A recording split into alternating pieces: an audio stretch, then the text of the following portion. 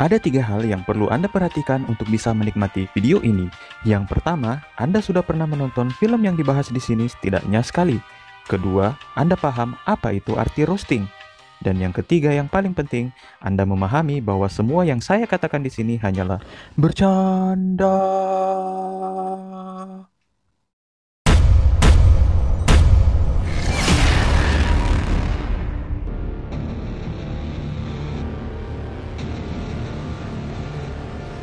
Tempat yang paling aman untuk menyimpan pistol ketika Anda berada di rumah adalah di atas meja, bukannya di dalam laci atau di lemari.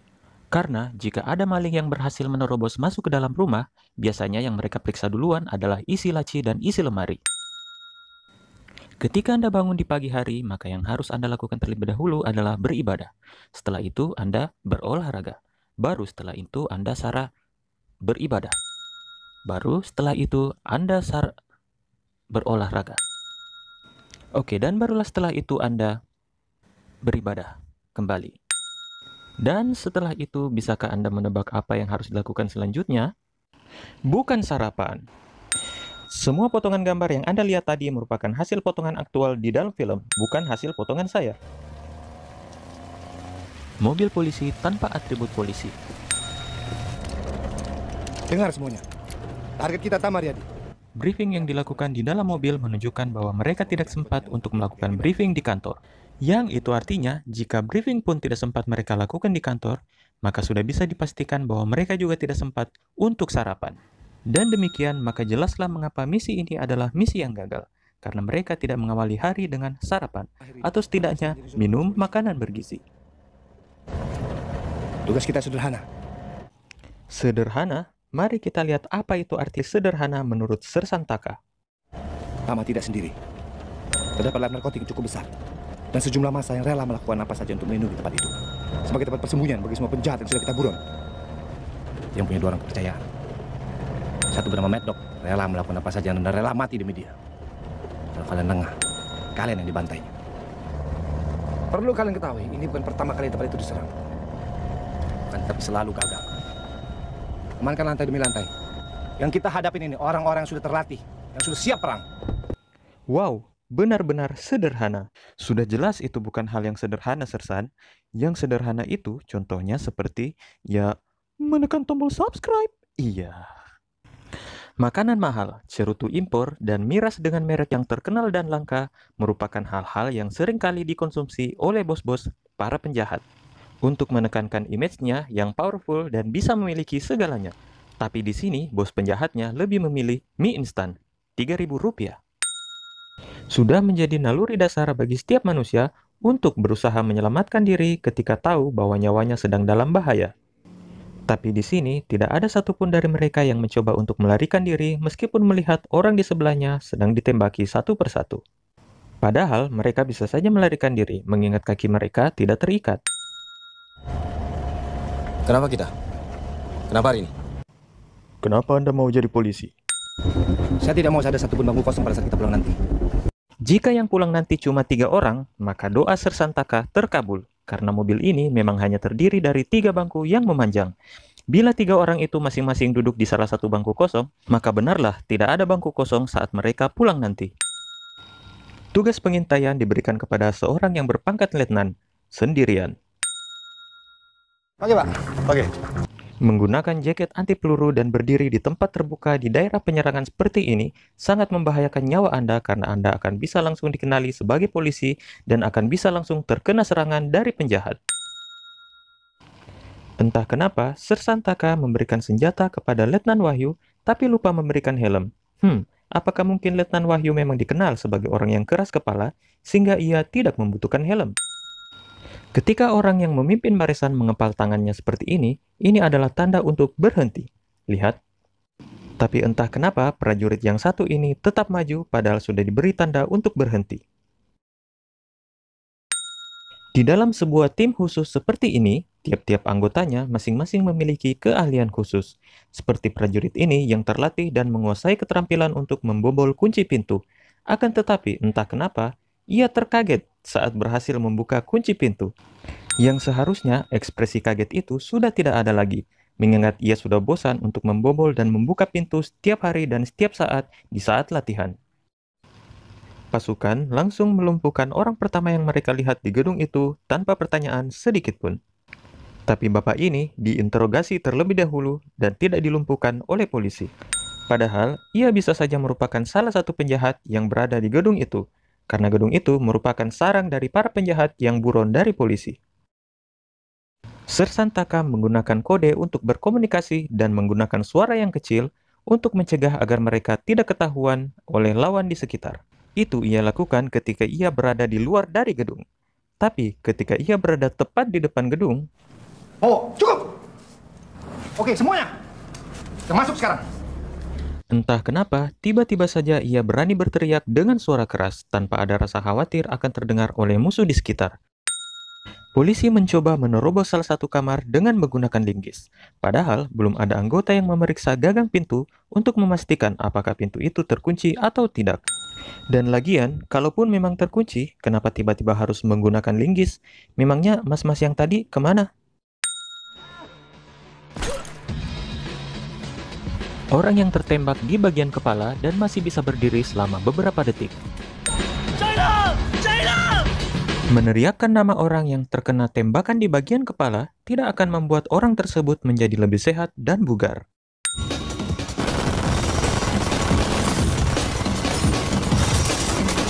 Serius, butuh peluru sebanyak itu untuk mengatasi dua orang bapak-bapak pengemudi? Memangnya mereka siapa? Superman dan Son Goku? Yup. Bunyi suara ketika lampu dimatikan, walaupun sebenarnya lampu tidak mengeluarkan suara apapun ketika dimatikan ataupun dinyalakan. Kamera CCTV yang bisa ngezoom secara otomatis hanya dengan menggunakan niat dari orang yang melihat layar.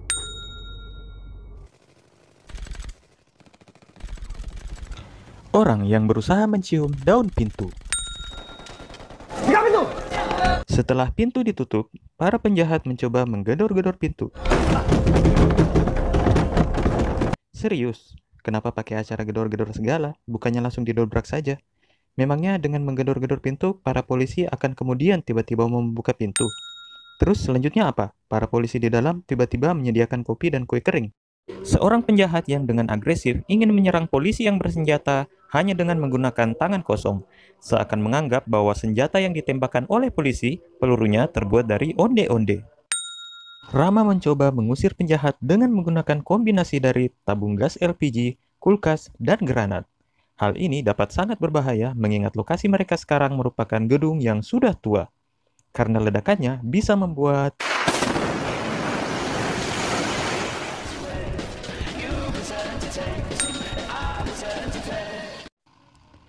Setelah mengalami ledakan seperti ini, entah kenapa tidak ada sisa-sisa api yang menyala, baik di luar ruangan maupun di dalam ruangan.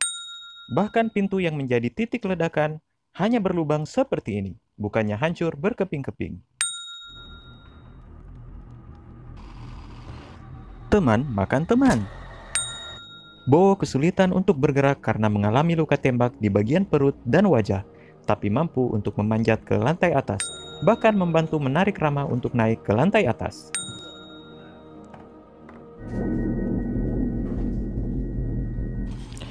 Seorang penjahat berjalan perlahan menyusuri lorong sambil mengetuk-ngetuk barangnya ke dinding. Sementara itu di ujung lorong, para polisi bersembunyi dengan penuh ketakutan akan penjahat yang semakin lama semakin mendekat. Makin dekat. Makin dekat. Tunggu dulu, sepertinya ada yang kurang dari adegan ini. Nah, ini baru pas. Atas! Golan deh! Manusia yang memiliki pendengaran supersonik. Kok stop tipu-tipu ya? Materi stand up comedy. Apa ini? Biar saya bantu. Itu adalah rak meja, TV, bingkai foto, keramik, buku, dan dinding. Baru pertama kali lihat. Masa iya sih Pak dia sembunyi di belakang bingkai foto? Apalagi di bawah keramik. Ya elah, di bawah TV. Memangnya yang Anda cari ini cicak?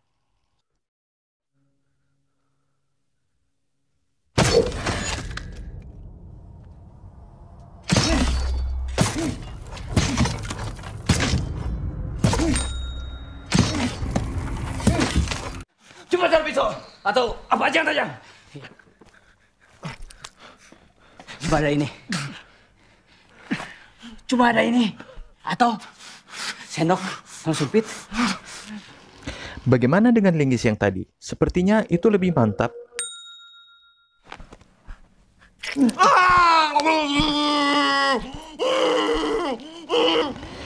Teriakan Bowo yang cukup keras, entah kenapa tidak membuat geng Parang kembali mendatangi kamar mereka. Padahal di adegan selanjutnya terlihat bahwa geng Parang masih berada di lantai yang sama dengan mereka. Sangat aneh mengingat bos geng Parang sebelumnya mampu mendengar suara tembakan yang jaraknya 2 lantai dari tempat ia berada. Atas, 2 lantai. Di antara pilihan untuk lari ke pintu atau menghabisi musuh yang sudah tidak berdaya, Rama memutuskan bahwa loncat keluar jendela bersama musuh dengan risiko patah tulang atau bahkan kehilangan nyawanya sendiri merupakan pilihan yang paling tepat.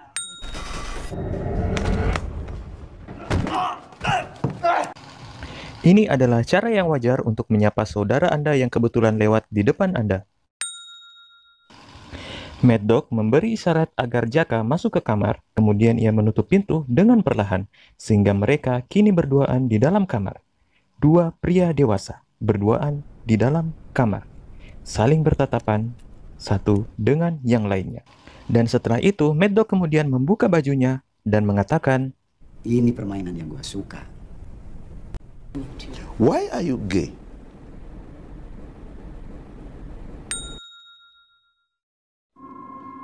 seorang polisi yang tiba-tiba saja tahu bahwa Rama sedang lewat di depan kamar mereka.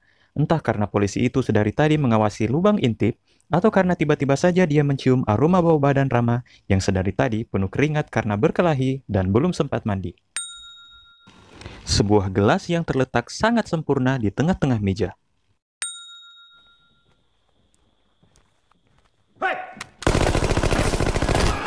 Oke, bagaimana caranya Anda bisa memanjat dan bertengger di atas itu tanpa ketahuan oleh penjahat yang sedang berpatroli tadi? Dan juga melakukan bantingan dengan posisi badan dan pijakan yang tidak stabil seperti ini sudah pasti akan membuat Anda ikut terjatuh ke bawah. Belum lagi jika penjahatnya ikut berpegangan kepada tubuh Anda. Sangat kebetulan, di antara penjahat sebanyak ini tidak ada satupun yang ingat untuk membawa senjata api, sehingga para polisi yang cuma tersisa 3 orang berani menerobos masuk dan membuat kekacauan di dalam ruangan ini. Rama hampir saja dipecat secara tidak hormat akibat mengkill teman sendiri, jika saja Letnan Wahyu tidak mengubah posisi badannya seperti ini. Ayo lari-lari di atas meja, karena lantainya tidak cukup luas. Sliding tackle. Telapak tangan kanan Andi terluka sangat parah setelah ditusuk menggunakan pisau hingga tembus. Walaupun sudah diperban, dengan luka separah itu sangat sulit rasanya bagi seorang manusia untuk menggunakan tangan yang terluka tersebut. Akan tetapi,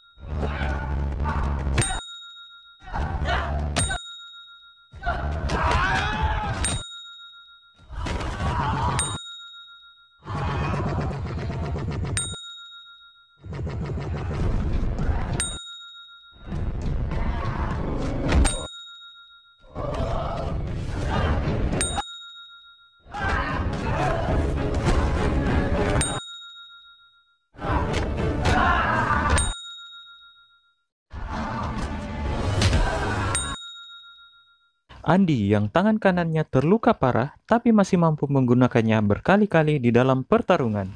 Bagaimana dengan tangan kanan Anda? Apakah baik-baik saja? Kalau baik-baik saja, kenapa belum Anda gunakan untuk menekan tombol subscribe?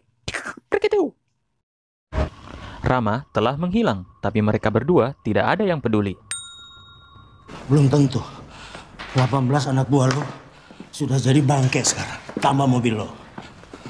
18? Apa iya?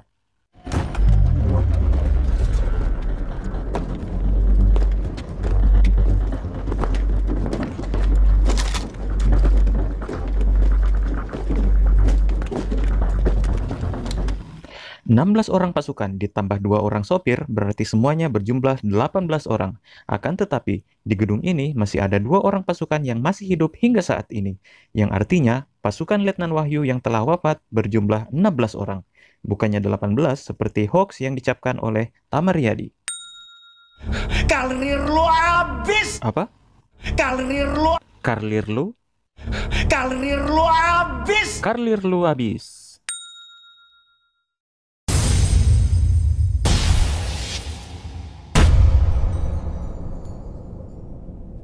Ini baru ada gregetnya. Terima kasih banyak buat kalian yang sudah menonton hingga selesai. Dan terima kasih banyak buat kalian semua yang sudah menekan tombol subscribe. Tetap dukung channel ini untuk banyak lagi hal-hal aneh di film selanjutnya. Sampai jumpa.